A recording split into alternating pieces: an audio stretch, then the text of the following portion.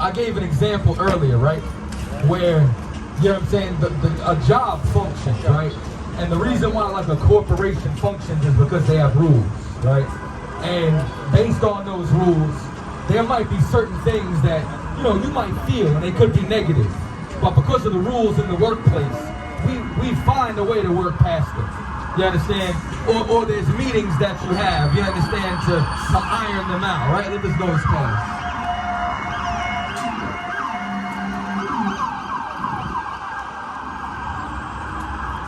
So what happens is God gave us a blueprint the same way that when you go to the job, they give you the employee handbook. You understand? This is you understand, their handbook for how to do everything in life, even relationships. So the first thing that we got to do, the first thing that has to happen is you need to know how, what the brother brought up is absolutely correct. You need to first know what God wants from you. You understand? Before you can lead, you got to follow. Who you have to follow is God. Once you know how to properly follow God, now you know how to properly lead your woman. You understand? And when you do that, you're not going to make certain mistakes. And that's the reason why earlier I brought up emotions. See, a lot of times what happens is we let our emotions get in the way. And then we make poor decisions, you understand, that could break the rules of this book. That could break the rules that God gave us. And then we wonder why the relationship ain't working out. Or we breaking God's rules, and then we wondering why our woman's breaking ours. Because you breaking the chain of command. Because God said you're supposed to follow him. You ain't following him, but you want somebody to follow you. So he gonna give you a hard time. You understand it? He could give you a hard time by maybe putting the wool over your eyes that you don't know how to choose the right woman.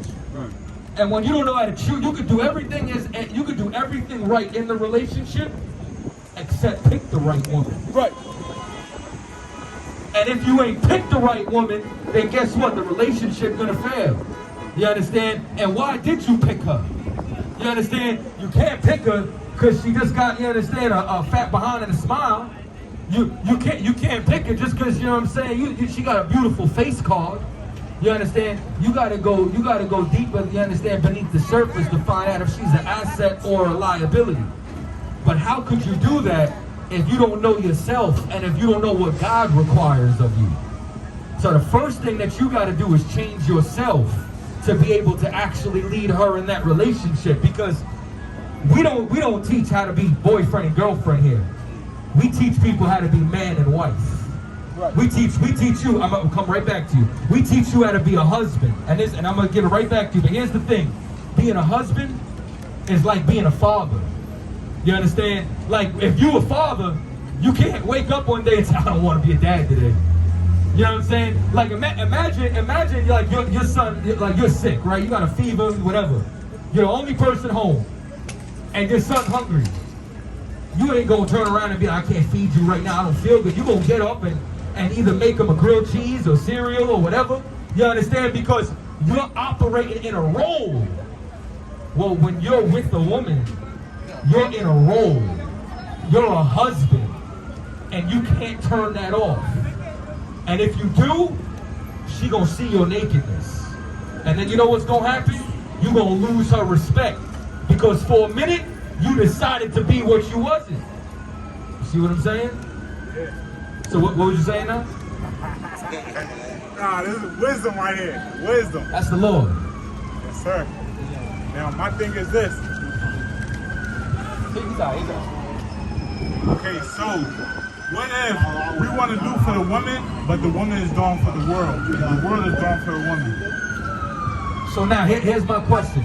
Did you already lay with her? Did you already sleep with her? I slept with many women. But now in this hypothetical situation, right? Because you asked the question. But for me to give you instruction, I need specifics. What can I do for the women who want to do for the world that do for the woman? The world is doing for the woman. They got systems set up for the woman. But I want to do for the woman, but she's dealing with the world. Now, I can't put my hands on the woman. I want to respect her, but at the end of the day, she can say, okay, I'm going to call the cops and I'm going to put on the system. But this is what I'm saying. Did you sleep with her already? No, I'm saying hypothetically speaking. But in this hypothetical, I need that detail. Because this is what I'm saying. In in the Bible, culturally, sex is what consummates a marriage.